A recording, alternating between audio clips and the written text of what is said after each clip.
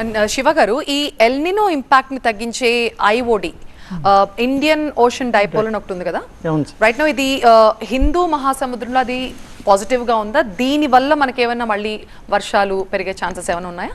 Yeah, positive. ఇప్పుడు మనం Indian ocean dipole అనేది ఉండుంటే ప్రజెంట్ మనకి ఎల్నినో తాలూకా ఇంపాక్ట్ని కొంత మేరకు తగ్గించే ప్రభావం అయితే ఉండదు, తగ్గించే ఇదైతే ఉంటుంది మేడం. కానీ as per recent IMD ENSO IOD bulletin చూస్తే there is no significant positive IOD signal in Indian Ocean. అంటే హిందూ మహాసముద్రంలో పాజిటివ్ ఐఓడి సిగ్నల్ అంత ఎఫెక్టివ్గా లేదు ప్రజెంట్ ఉన్న కండిషన్స్ బట్టి.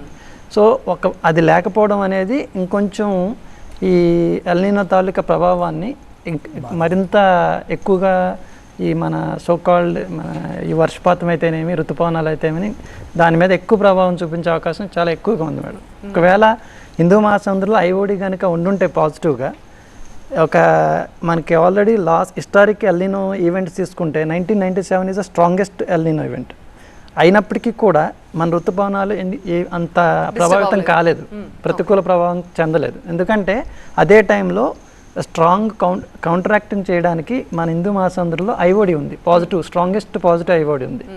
అంటే ఏంటంటే మనకి ఇండియన్ మాన్సూన్ సిస్టమ్ సపరేట్గా ఎలా అసలు డిపెండ్ అవుతుందంటే దీని మీద మనకి డార్విన్, ఆస్ట్రేలియా తదితర ప్రాంతాల్లో అల్పపీడన ప్రాంతం ఉంటుంది జనరల్గా. అయితే ఈ ఎల్నినో టైంలో ఏంటంటే ఆ అల్పపీడన ప్రాంతం అనేది సెంట్రల్ పశ్చిమ వైపు మోగుతుంది అనమాట. దాని ప్రభావం వల్ల ఏమవుతుందంటే హిందూ మహాసముద్రం నుంచి ఎంతైతే గాలి మనకి భారత భూభాగం వైపు రావాలో అంత బలమైన గాలి రాదనమాట.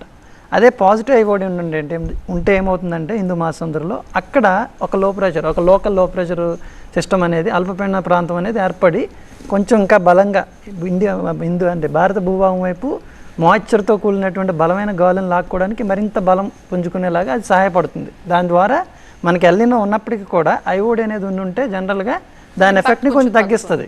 కానీ ఇప్పుడున్న పరిస్థితుల్లో ఎన్కాయిస్ ఇచ్చిన బులెటిన్ కానీ ఐఎండి ఎన్సో ఐఓడి బులెటిన్ కానీ చూస్తే మనం there is no any strongest positive signal.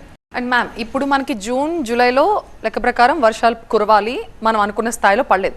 So me long range అంచనాల ప్రకారం ఈ కమింగ్ మంత్స్ ఆగస్ట్ సెప్టెంబర్ టైంలో ఏమన్నా వర్షపాతం పెరిగే ఛాన్సెస్ ఉందా?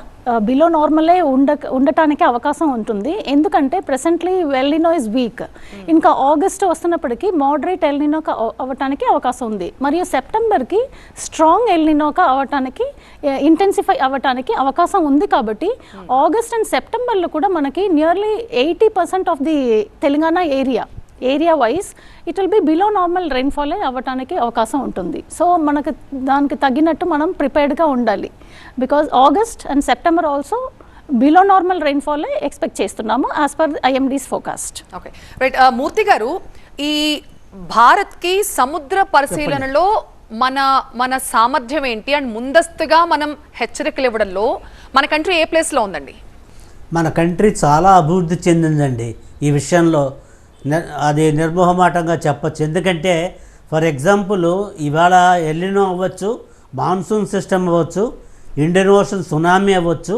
కొన్ని 2004లో సునామీ వచ్చినప్పుడు మనకి సునామీ వార్నింగ్ సిస్టమే లేదు. కానీ ఆ తర్వాత సునామీ వార్నింగ్ సిస్టమ్ చాలా ఎక్స్టెన్సివ్గా డెవలప్ చేయడం వలన మనకిప్పుడు ఇండియన్ ఓషన్ రీజన్లో ఎక్కడ సముద్రంలో ఎర్త్క్వేక్ వచ్చి సునామీ వచ్చినా within few hours within less than few hours మనకి ఇన్ఫర్మేషన్ వచ్చేసే టెక్నాలజీ మనకి డెవలప్ అయింది. సెన్సార్స్ మనం డిప్లాయ్ చేసాం. అలాగే వాతావరణానికి, సముద్ర వాతావరణానికి సంబంధించిన తుఫాన్లైనా సరే, తుఫాన్లు మనకి ఎంత స్టడీగా చాలా యాక్యురేట్ ఫోర్కాస్ట్ సిస్టమ్ కూడా వచ్చింది. అలాగే ఎల్నినో లాంటి వాటి కూడా. అంచేత సముద్ర శాస్త్రంలో ఇండియా చాలా ప్రోగ్రెస్ అయింది.